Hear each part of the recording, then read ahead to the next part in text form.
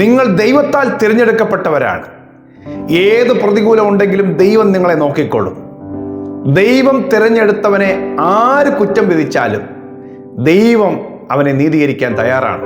ദൈവം തിരഞ്ഞെടുത്തവൻ്റെ അവകാശം അത് ദൈവം തന്നെയാണ്. ദൈവം തിരഞ്ഞെടുത്തവനെ അനുഗ്രഹിക്കുന്നത് ദൈവം തന്നെയാണ്.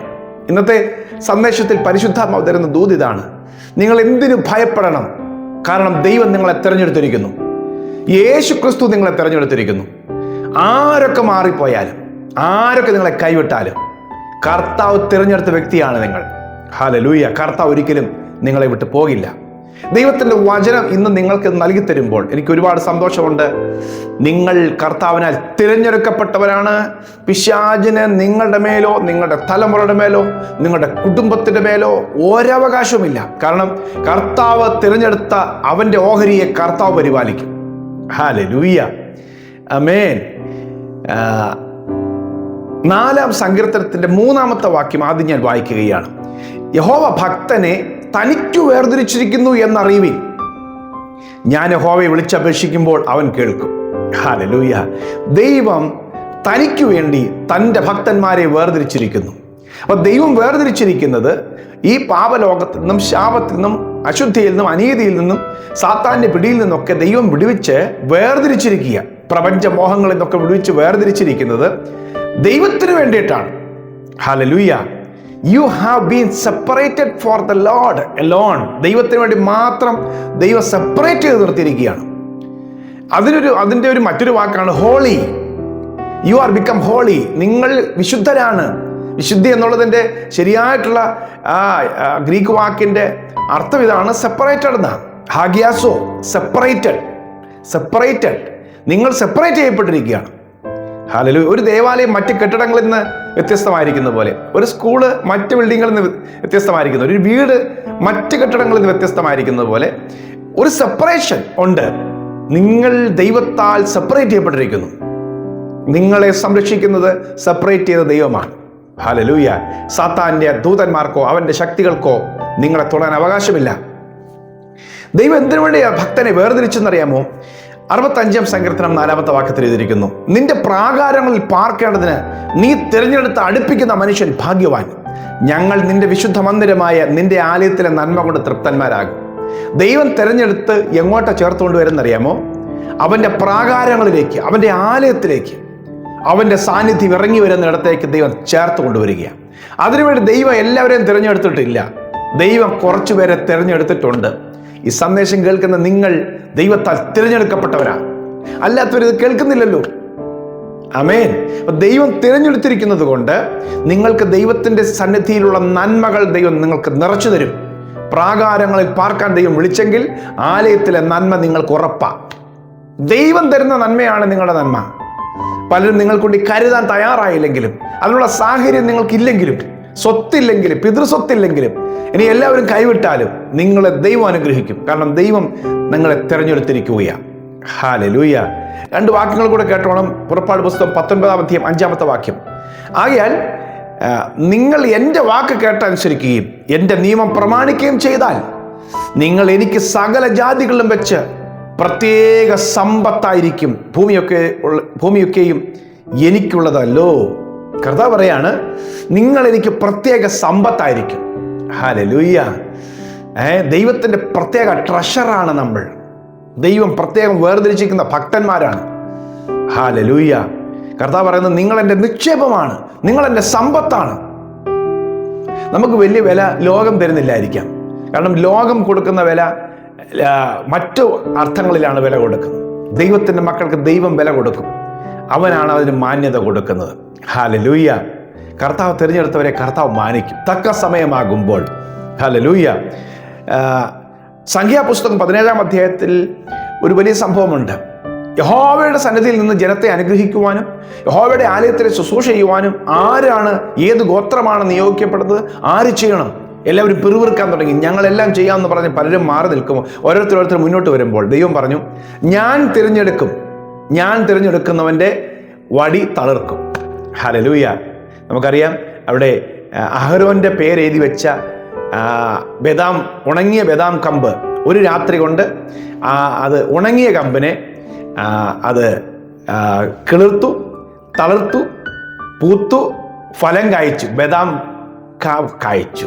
ഹല്ലേലൂയ. ദൈവം കർത്താവ് പറയുന്നു, ഞാൻ തിരഞ്ഞെടുത്തവൻ്റെ വഴി തളിർക്കും. ഇന്ന് ഞാൻ ആത്മാവിൽ ആ ദൂത് ഇങ്ങനെ പറയുമ്പോൾ ഇങ്ങനെ പറയാം, നിന്നെ പലരും ചോദ്യം ചെയ്തിരിക്കുമ്പോൾ, നിനക്ക് നന്മ ഉണ്ടാകില്ലെന്ന് പലരും പറയുമ്പോൾ, നിന്നെ ഒന്നിനും കൊള്ളത്തില്ലെന്ന് പറയുമ്പോൾ, ഒരു രാത്രി മതി ദൈവം നിന്നെ തളർപ്പിക്കാൻ. ഹല്ലേലൂയ. കർത്താവ് തിരഞ്ഞെടുത്താൽ തളർക്കും. നിങ്ങളെ ആരൊക്കെ തളർത്താൻ നോക്കിയാലും ദൈവം നിങ്ങളെ തളർപ്പിക്കും. നിങ്ങൾ വളരും, നിങ്ങൾ ഫലമുള്ളവരായി മാറും. രാമേൻ പറഞ്ഞേര്, നിങ്ങളുടെ ജീവിതത്തെ ദൈവം സെപ്പറേറ്റ് ചെയ്യാൻ പോകുകയാണ്. മറ്റുള്ളവരിൽ നിന്ന് ദൈവം മാറ്റി നിർത്താൻ പോകുക. ഒരു പുരോഹിതനെ പോലെ മറ്റുള്ളവരുടെ നടുവിൽ നിന്ന് പുരോഹിതന്മാരെ മാറ്റി നിർത്തുകയല്ലേ. അതിനുവേണ്ടി ദൈവം ചിലരെ മാറ്റി നിർത്തും. ദൈവത്തിൻ്റെ പദ്ധതിയുള്ളവരെ ദൈവം അങ്ങനെ മാറ്റി നിർത്തുമ്പോൾ തന്നെ അവർ തളിർക്കും. അവർ തളരില്ല. ദൈവത്തിന് വേണ്ടി വേർതിരിക്കപ്പെട്ടവർ തളരില്ല. പിശാച് എന്തൊക്കെ അവകാശം പറഞ്ഞാലും കർത്താവ് പറയും, ഞാൻ തിരഞ്ഞെടുത്തതാണ്, അവൻ തളരാൻ ഞാൻ സമ്മതിക്കുകയില്ല. സഖറിയ പ്രവാചകന്റെ പുസ്തകം 3-ാം അധ്യായത്തിൽ സാത്താൻ ഇന്നിങ്ങനെ മഹാപുരോഹിതനായ യോശുവയ്ക്കെതിരെ ആരോപണം ഉന്നയിക്കുക. അവൻ്റെ വസ്ത്രം മുഷിഞ്ഞു, അവനിങ്ങനെ ശുശ്രൂഷ ചെയ്യാൻ യോഗ്യതയില്ലെന്നൊക്കെ പറഞ്ഞ് കുറ്റം പറഞ്ഞുകൊണ്ട് നിൽക്കുമ്പോൾ ദൈവം പറയുകയാണ് യഹോവ സാത്താനോട്, സാത്താനെ, യഹോവ നിന്നെ ഭത്സിക്കുന്നു. യെരൂശലേമിനെ തിരഞ്ഞെടുത്തിരിക്കുന്ന യഹോവ തന്നെ നിന്നെ ഭത്സിക്കുന്നു. ഇവൻ തീയിൽ നിന്ന് വലിച്ചെടുക്കപ്പെട്ട കൊള്ളിയല്ലയോ. ഹല്ലേലൂയ. നോക്കിക്കേ, സാത്താൻ ഇങ്ങനെ ഇവരെ കുറ്റം ചുമത്തിക്കൊണ്ട് നിൽക്കുമ്പോൾ ദൈവം പറയാണ്, യെരൂശലേമിനെ തിരഞ്ഞെടുത്തത് ഞാനാണ് യെരൂശലേമിനെ തിരഞ്ഞെടുത്തത്. ആ യഹോവയാണ് നിന്നെ ഭത്സിക്കുന്നത്. ഇവൻ തീയിൽ നിന്ന് വലിച്ചെടുക്കപ്പെട്ട കൊള്ളിയ. നിങ്ങൾ എവിടെ നിന്ന് വന്നെന്നും, നിങ്ങൾ ഏതൊക്കെ ത്യാഗങ്ങളെ സഹിച്ചെന്നും, നിങ്ങൾ എന്തെല്ലാം വേദനയോടെ കടന്നുപോയെന്നും, അതിൻ്റെ വില എന്തൊക്കെ നിങ്ങൾ കൊടുത്തെന്നും കർത്താവിന് മാത്രമേ അറിയുള്ളൂ. പക്ഷേ കർത്താവിന് നന്നായിട്ട് അറിയാം. വേറെ ആരും അറിഞ്ഞില്ലെങ്കിലും അറിയുന്നവൻ നിങ്ങൾക്ക് വേണ്ടി നിൽക്കും.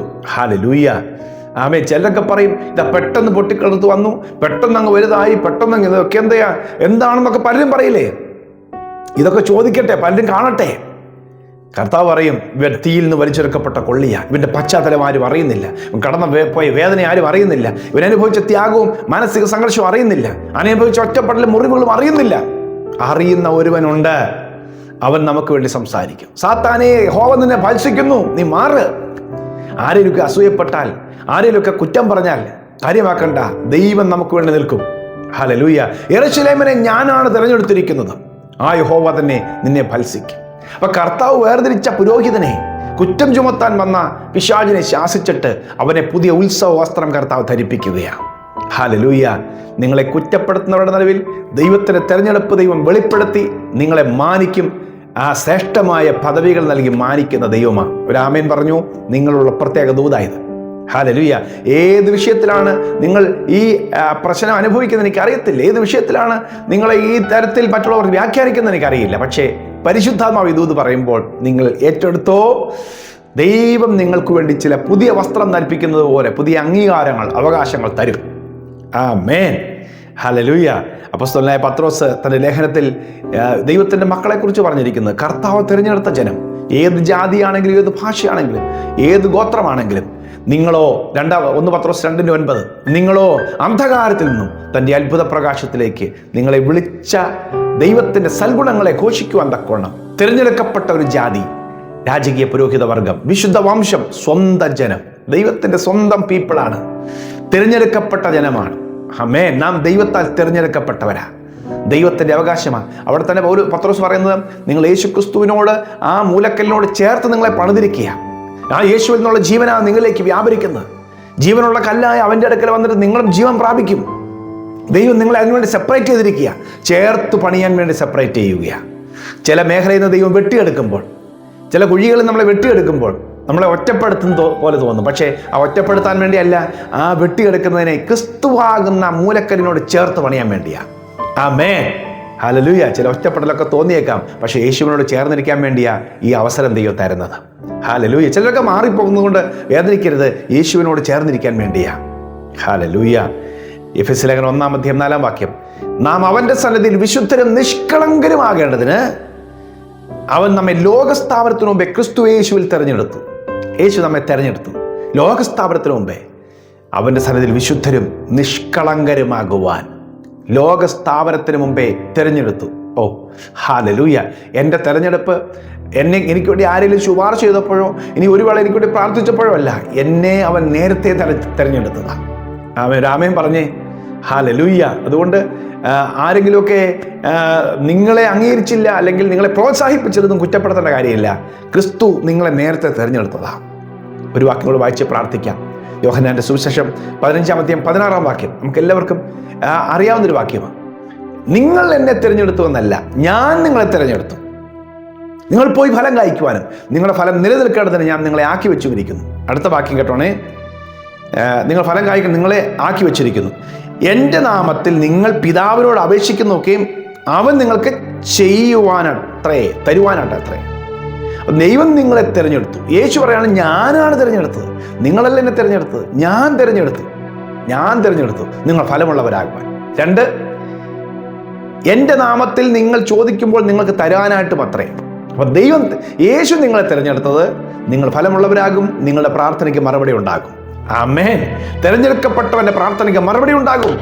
ദൈവമോ രാപ്പകൽ തന്നോട് നിലവിളിക്കുന്ന തൻ്റെ വ്രതന്മാരുടെ കാര്യത്തിൽ പ്രതിക്രിയ നടത്തും. ഹല്ലേലൂയ. ദൈവം നിങ്ങളെ തിരഞ്ഞെടുത്തിരിക്കുന്നു. ദൈവം എന്നെ തിരഞ്ഞെടുത്തിരിക്കുന്നു. ദൈവം നമ്മെ തിരഞ്ഞെടുത്തിരിക്കുന്നു.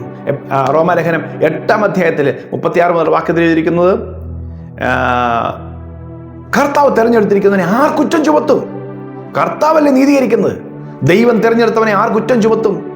നീതീകരിക്കുന്നവൻ ദൈവം. അതെ, ദൈവം നിങ്ങളെ തിരഞ്ഞെടുത്തിരിക്കുന്നു. ആരൊക്കെ അസൂയപ്പെട്ടാലും കുറ്റം പറഞ്ഞാലും യഹോവ ഭക്തനെ തനിക്ക് വേർതിരിച്ചിരിക്കുന്നു, തൻ്റെ പദ്ധതികൾക്ക് വേണ്ടി, തൻ്റെ നന്മ അനുഭവിക്കുവാനായി. ഹല്ലേലൂയ. നിങ്ങൾ ദൈവത്താൽ വേർതിരിക്കപ്പെട്ടവരാണ്. കർത്താവിൻ്റെ സാന്നിധ്യം കൂടെയുണ്ട്.